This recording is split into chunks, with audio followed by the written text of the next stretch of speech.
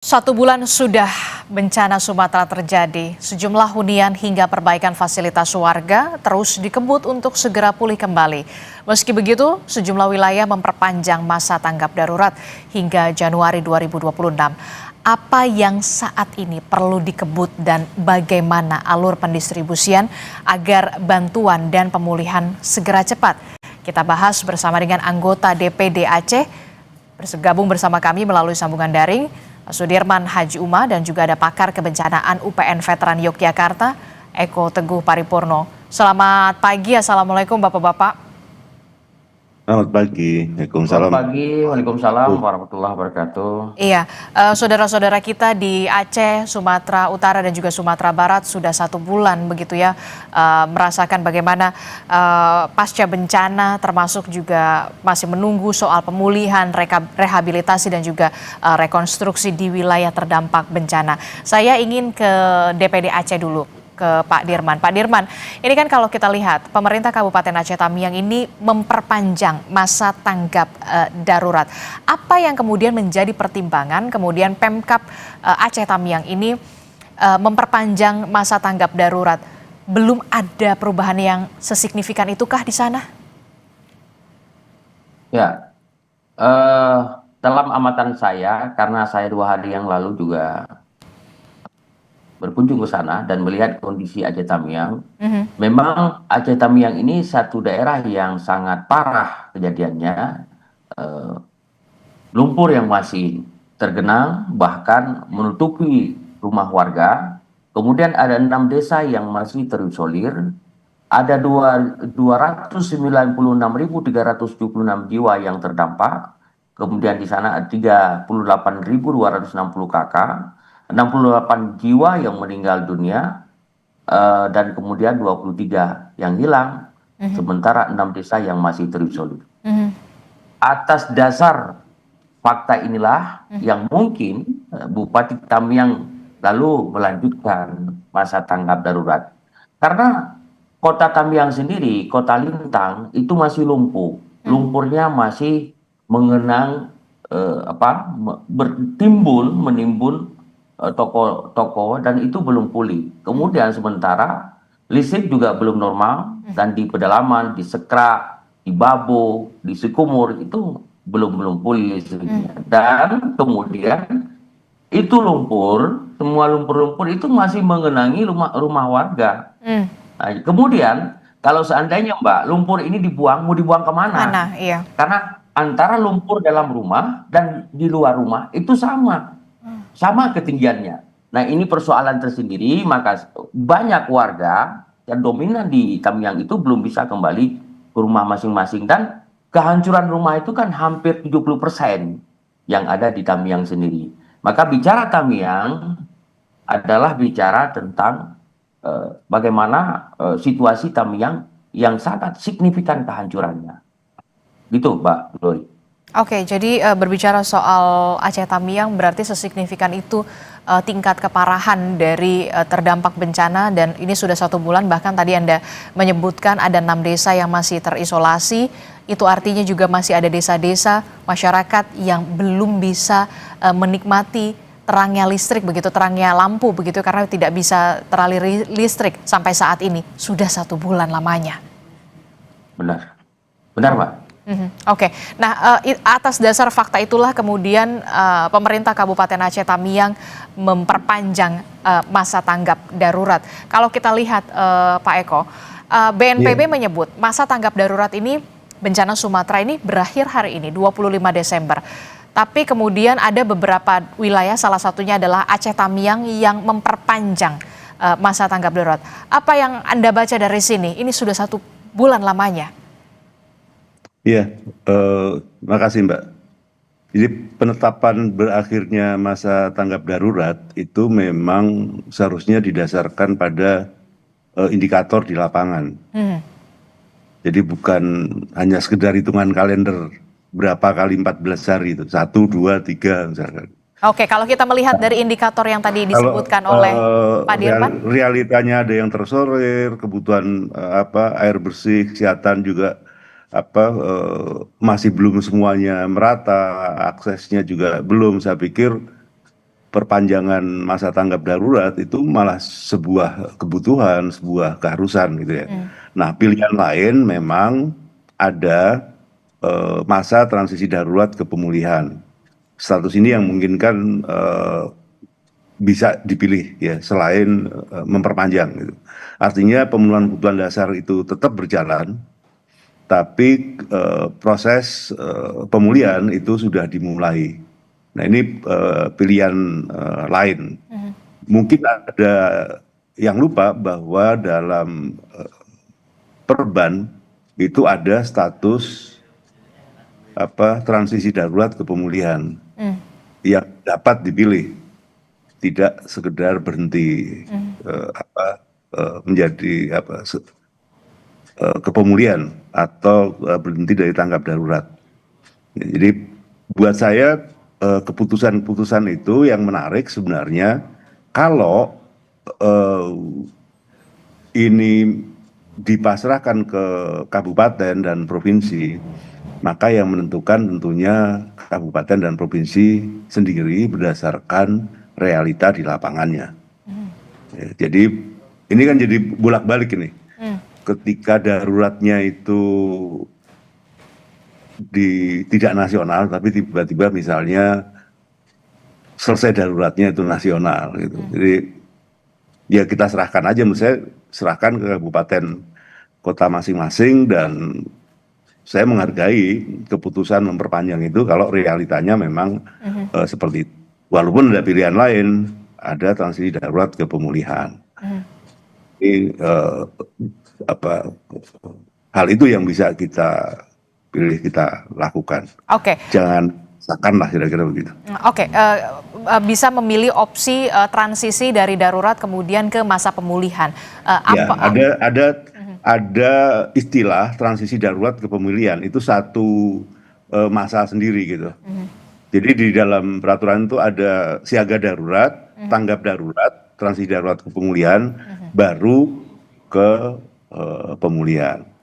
Oke, indikatornya apa Pak untuk bisa melakukan transisi dari tanggap darurat kemudian ke masa pemulihan? Syaratnya apa, indikatornya apa, dan poin-poin pencapaiannya itu seperti apa sebenarnya supaya kita juga bisa lebih jelas dijelaskan secara sederhana. Kalau bicara darurat itu sebenarnya pemenuhan kebutuhan dasar.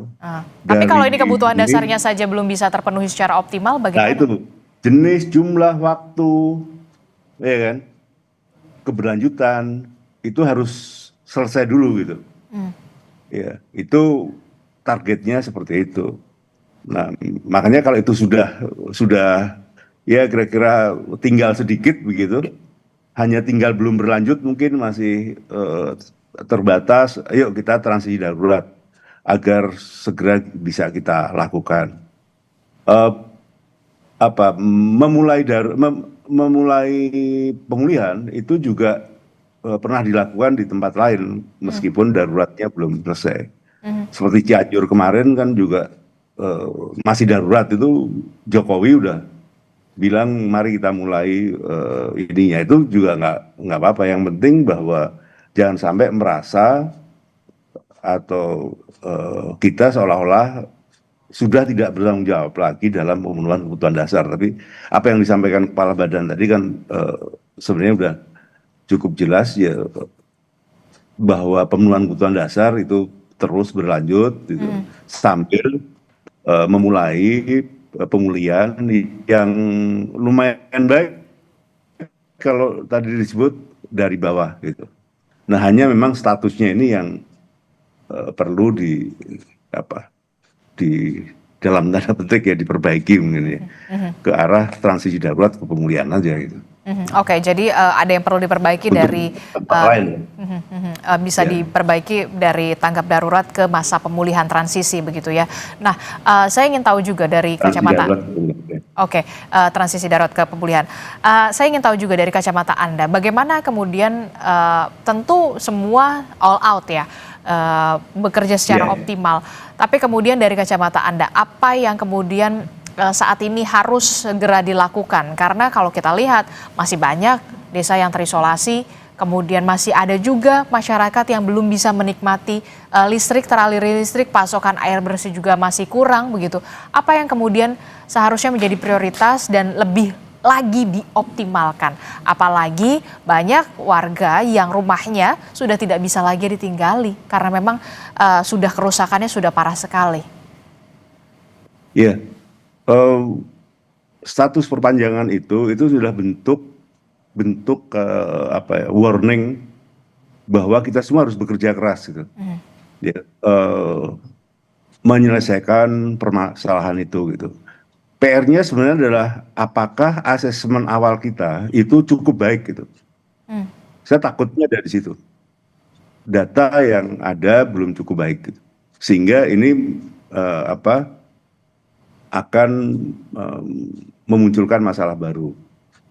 Tapi tentu memulai pemulihan itu tidak berarti buruk.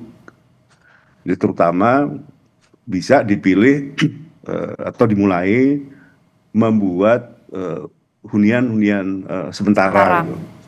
Nah, yang berada di tempat semula seperti tadi yang disampaikan Kepala Badan menarik bahwa tidak harus dikumpulkan tapi ada di tempat semula. Tentunya ini dengan pertimbangan nanti ketika pemulihan itu juga harus melakukan pemulihan ekologis. Tidak semata-mata pemukiman, infrastruktur, sosial, ekonomi, juga ekologisnya. Biar tempat-tempat yang sekarang kena itu di kemudian hari tidak kena lagi. Gitu. Oke, jadi bukan hanya soal pemulihan masyarakatnya saja, warganya saja, tapi kemudian pemulihan ekologis juga harus berjalan beriringan bersama-sama begitu ya, karena ya harus bersama-sama berdampingan. Saya ingin ke Pak Dirman. Pak Dirman, kalau Anda sudah menyebutkan kebutuhan dasar belum bisa terpenuhi secara optimal, jadi untuk beberapa wilayah begitu di Aceh khususnya yang paling parah begitu, apa yang saat ini dirasa masih belum optimal? Listrik, kemudian pasokan air bersih atau seperti apa, Pak Dirman? Jadi begini Mbak Glory, masyarakat hari ini yang terdampak itu merasa satu hal yang sangat dilema. Yang pertama, mereka itu tidak punya kemampuan finansial, harta benda. Nah, kemudian seandainya pun mereka punya rumahnya itu sudah tertutup dengan lumpur. Dia bekerja, membersihkan itu dengan apa? Nah, kemudian yang kedua, masyarakat yang tidak lagi punya rumah, sementara mau tinggal di mana? Kebutuhan anak-anaknya, kebutuhan makannya, kebutuhan gizinya, itu yang belum terhantarkan ke sana. Jadi ini memang di dalam waktu penetapan darurat kebencanaan ini kan yang selalu disasarkan kebutuhan makan. Itu saja dalam lini itu berputar di situ. Sementara yang lain kita belum melihat progres tentang bagaimana penempatan mereka, air bersih, kemudian bulldozer masuk ke kampung ya, membersihkan lumpur di rumah-rumah warga. Itu belum kita lihat progres ke sana. Jadi masih seperti awal. Saya lihat masih seperti awal. Jadi yang ada hanya beberapa warga yang coba membersihkan toko-tokonya, rumah-rumahnya. Itu pun percuma karena tenaga mereka tidak semampu mesin yang bisa mengerok lumpur sedalam penuh, kemudian di luar rumah lagi. Kehadiran pemerintah ini penting. Bagaimana pemerintah hadir ke setiap rumah dengan membersihkan lumpur di rumah mereka. Katakanlah mereka yang punya rumah yang masih bisa ditempati, ya. Tapi ini kan belum dilakukan. Jadi masyarakat kalau berjuang sendiri-sendiri, jadi masyarakat hari ini kan di kamp-kamp pengungsian juga masih, di tenda-tenda pengungsian masih. Dan masyarakat ya sangat tidak layak karena apa? Kebutuhan anaknya, susunya kan, bayinya, kemudian di situ juga angin. Kemudian sebentar lagi kan Ramadan. Ini kan butuh kehidupan yang layak lah. Nah, coba Mbak lihat itu kehidupan masyarakatnya macam mana itu di gubuk tenda semacam itu. Dan itu real hari ini. Maka bagaimana percepatan yang dilakukan oleh pemerintah dengan kolaborasi dengan pemerintah daerah. Nah ini Mbak yang saya belum melihat ini. Nah ini seharusnya kan tidak perlu terjadi kan sudah sebulan. Nah, jadi kita seperti apa kata Pak Paripurno tadi, kita harus memang semua bertekad itu harus memang punya progres untuk menyelesaikan ini. Nah, tapi inilah kenyataannya yang kita lihat hari ini. Saya khawatir apakah kabupaten mampu ini, ya, apakah kabupaten mampu menyelesaikan ini? Saya rasa tidak akan mampu dengan infrastruktur yang rusak, belum lagi dengan apa namanya, dengan kehidupan masyarakat yang layak, bayi, perempuan, ya, air bersih, dan itu sangat tidak terjamin di Tamiang itu saat ini, Mbak. Oke, jadi pemerintah daerah juga menunggu dan juga berharap begitu dengan adanya pemerintah pusat kolaborasi untuk melakukan percepatan supaya kehidupan dan juga penghidupan bisa kembali pulih dari masyarakat yang terdampak. Nah, kalau Pak Eko kita lihat ya, kehadiran dari pemerintah pusat dalam hal ini untuk bisa berkolaborasi bersama dengan pemerintah daerah untuk bisa segera melakukan pemulihan, setidaknya hunian sementara, kemudian untuk menuju ke relokasi ya, mungkin untuk bisa kembali membangun lagi hidup mereka begitu. Perlukah kemudian kita belajar dari tsunami Aceh pada tahun 2004 silam begitu? Ada badan rehabilitasi dan juga rekonstruksi kala itu yang punya blueprint yang jelas begitu untuk bisa membangun kembali Aceh dan juga Nias kala itu. Iya, Mbak, memang kita harus bersegera melakukan sinkronisasi komando dan anggaran. Segampangnya anggaran, sebenarnya adalah sumber daya. Ya. Yang mampu mengelola semua sumber daya yang ada di APBN, APBD, provinsi, dana hibah internasional, itu agar tidak tumpang tindih dan jelas gitu. Termasuk merealokasi anggaran ke skala-skala prioritas ini gitu. Saya takutnya itu di level pemerintah pusat misalnya, ya menganggap misalnya, makan gratis itu statusnya lebih tinggi dari kasus kemanusiaan ini gitu. Sehingga nggak ada realokasi anggaran ke sana misalnya. Ya. Dan kita tahu keterbatasan pemerintah daerah. Ini boleh jadi dimulai dari gap melihat intensitas bencana yang berbeda antara warga, pemerintah daerah, dan pemerintah pusat. Jadi karena gap ini, maka keputusannya jadi salang surup gitu. Nah, bacaan gap ini memang harus terbuka artinya. Satu datanya, baik data daruratnya, baik ke arah pemulihannya. Karena itu Jitupasna misalnya, kajian kebutuhan pasca bencana, itu juga harus segera dilakukan agar tahu kebutuhannya, ya, sehingga merealokasi dana-dana yang sebenarnya harus dilakukan untuk kebutuhan itu, kebutuhan darurat, kebutuhan pemulihan, agar tadi, ya, hal-hal yang seharusnya dilakukan dengan effort yang lebih besar itu bisa dilakukan, tidak dibiarkan gitu. Pembiaran ini menjadi masalah dalam jangka panjang. Jadi sekarang kan seolah-olah hanya urusan makan, tapi tidak tercukupan kebutuhan. Urusan pendidikan, gizi, ini masa depan warga 3 provinsi gitu, sekian kabupaten. Jadi ya, mari sambil ini kita perbaiki data dan memastikan melakukan realokasi anggaran dari yang tidak prioritas, tidak penting-penting amat, bisa itu ke urusan ini. Nah, tentang sudah dibentuk atau belum gitu. sudah ada surat apa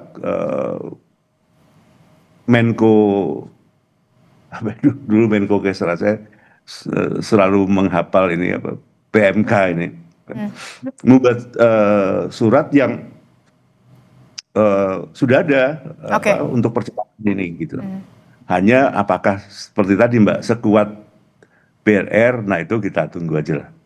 Oke, jadi memang saat ini penting sekali untuk bisa melihat mana skala prioritas dan soal kemanusiaan, humanity begitu ya, Iya. skala prioritas untuk realokasi anggaran begitu, untuk bisa memfokuskan, menggeser ke skala prioritas soal ke saudara-saudara kita ke Aceh, Sumatera Utara dan juga Sumatera Barat, agar mereka bisa segera kembali hidup dalam tanda kutip ya, kembali hidup, termasuk juga soal penghidupan mereka.